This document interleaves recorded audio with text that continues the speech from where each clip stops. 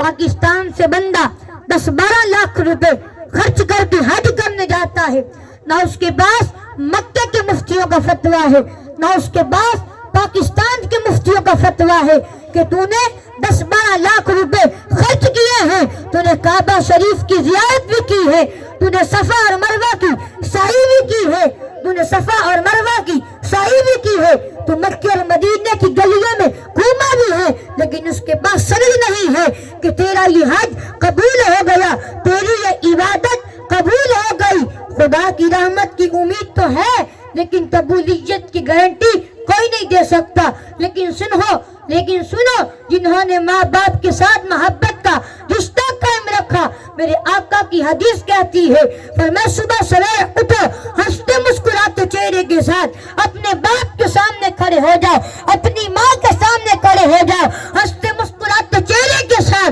उनको पैसे देना तो बात का दर्जा है, उनकी खिदमत करना तो बात का दर्जा है। हंसते मुस्कुराते चेहरे के साथ उनकी जियारत कर लो। इमामुल अंबिया ने फरमाया गारंटी है उसे कि मेरा रब उसे मकबूल हज का सवाब अता फरमाएगा।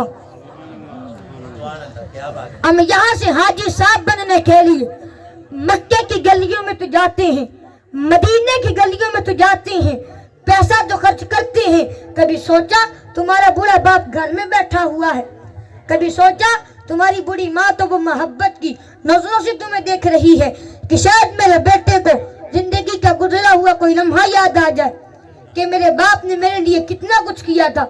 मेरी माँ ने लोगों के दरवाजों पर जाकर कपड़े धोकर बर्तन मांजकर लोगों के घरों में झाड़ू लगाकर आप और मैं रोज देखते हैं पूरे ज़ईफुल उम्र लोगों को रोड पर सोटी उठाकर लोगों से मांग रहा होता है।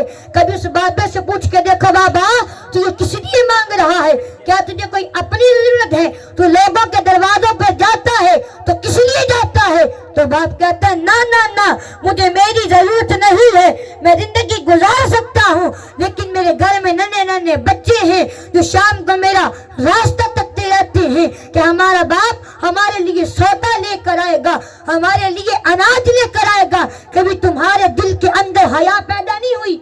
और हमारी नौजवान नस्ल अगर बाप पूछ लेना बेटा किधर से आए हो तो आगे से बुलंद आवाज में बात करती है, तलक कलामी में जवाब देती है।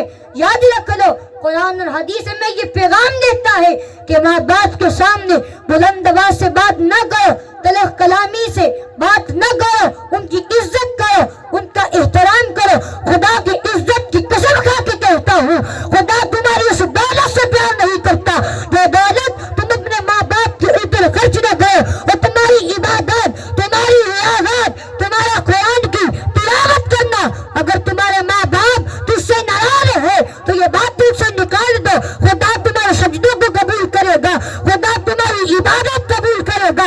माँ का तो क्या कहना मेरे भाई, माँ तो जमाने की वो हस्ती है जिसे कुरान ने चांद कहा, जिसे कुरान ने चांद कहा, वो माँ इसके बारे में एक शेर बोल कर कहता है कि एक मुद्दत से मेरी माँ नहीं सोई ताबिश, मैंने फकत एक बार कहा था कि मुझे डर लगता है। ताबिश कहता मैंने जिंदगी में कबार कहा माँ मुझे डर लगता है, उसके बाद मेरी माँ ने सोना छोड़ दिया। उस डर की वजह से दोपहर के वक्त बच्चे सुला देती है कि शायद खिलौने बेचने वाला पलट के वापस ना आ जाए। एक और शायर यूं कहता है कि जिस घर में रोटियां 4 हो बंदे 5 हो, उस घर से एक ही हस्ती की सदा बुलंद होती है, मुझे भूख नहीं है, वो कोई और नहीं, वो माँ होती है। माँ ममता के उस समंदर को कहते हैं कि माँ को अगर इंसान गम में याद कर ले तो उसके गम हल्के होते हुए नजर आते हैं। माँ शगुफ्ता फूल की तरह होती है, माँ ठंडी हवा के झोंकों की तरह होती है, माँ का प्यार तितलियों के बागपन की तरह महसूस होता है। मेरे प्यारे आका के प्यारे दीवाना किसी मुफक्कर से ये बात कहलवाई गई थी कि अपने माँ की गोद को कैसा महसूस किया, तो वो कहते हैं माँ की गोद को मैंने मिस्ल तख्त महसूस किया। जब तक कि मेरा सर माँ की गोद में रहा मैंने अपने आप को तख्त वाला, और जब तक के बाप का हाथ सर पे रहा मैंने अपने आप को ताज वाला महसूस किया। माँ की गोद अगर है तो ताज से कम नहीं, बाप का हाथ अगर सर पे है तो वो ताज से नारे तकबीर, नारे रिसालत, नारे रिसालत। नारा हैदरी, नारा गौसिया। माशाल्लाह आस्ताना आलिया नंगल शरीफ से हमारे मोहतरम पीर सैयद हसनैन शाह साहब और खावर शाह साहब, पीर सैयद शाह साहब चांद पीर सरकार तशरीफ़ लाए हैं। हम उनको दिल की अता गहराइयों से जनाब तसद्दुक़ हुसैन साहब की तरफ से इनको खुश आमदीद कहते हैं। शाह जी बिस्मिल्लाह जी। जी बिस्मिल्लाह, क्या बात है, सलामत रहे। इमामुल अंबिया के गुलामों, किसी मुफक्किर ने एक बात कही थी कि अगर तुमसे कोई प्यार करे तो उसके प्यार की कदर करो, वरना अल्लाह ताला तुम पे एक ऐसा दिन लाएगा कि तुम उसके प्यार को तरस जाओगे।